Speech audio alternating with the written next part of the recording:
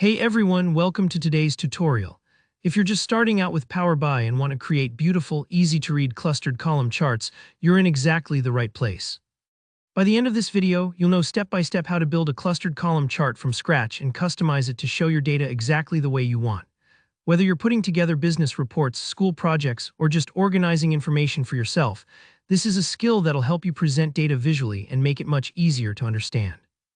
Let's jump right in. First, open up Power BI on your computer. If you haven't launched it before, don't worry, just locate Power BI Desktop and open it up. When it loads, you'll see your workspace, and this is where all the magic happens. You can think of Power BI as your digital canvas for data, the place where raw numbers turn into clear, compelling visuals. Next up, let's create our chart. Look over to the right side of your screen and you'll find the Visualizations pane. This area has several icons, each representing a different chart type. What you're looking for specifically is the clustered column chart icon. It usually looks like vertical bars grouped together. Go ahead and click on that. Now your workspace will display a blank chart frame. This is where things get fun. To bring your chart to life, you need to add some data. If you already have data loaded into Power BI, you'll see available tables and fields on the left. Maybe you're showing monthly sales numbers by region, or perhaps you're comparing survey results across age groups.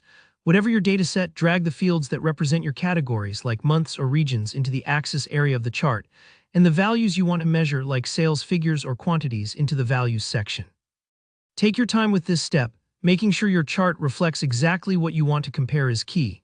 If you're not sure which column goes where, just experiment and watch how the chart changes. It's a great way to learn by doing. Once you've added your data, you might notice the chart begins to take shape automatically. At this point, it's normal to want the chart to look a certain way, and good news, you have flexibility. You can arrange the data to fit your preference.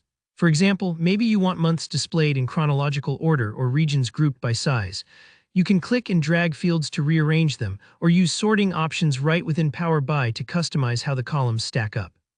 Imagine organizing books on a shelf.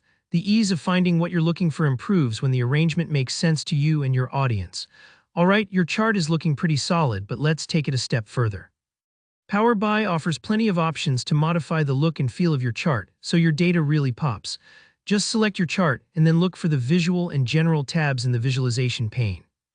In the Visual tab, you can change colors, adjust font sizes, add labels, and tweak the grid lines. In the General tab, you can set the position and size of the chart within your report. Don't worry if you're not sure exactly what style fits best. Try experimenting. Maybe you want a bold color scheme, or perhaps something more muted to match your overall report. These tweaks help make your chart easier to read and more professional looking. Remember, there's no right or wrong here, just what works for your purpose. And that's it.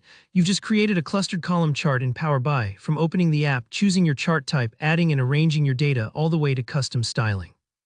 It's really that easy, and with a bit of curiosity, you can make your visuals even more powerful. If this video helped you, please give it a like and drop a comment below if you have any questions, or if you want to share how you're using these charts in your own work. Don't forget to subscribe for more hands-on tutorials just like this one. Thanks so much for watching, and I'll see you in the next video.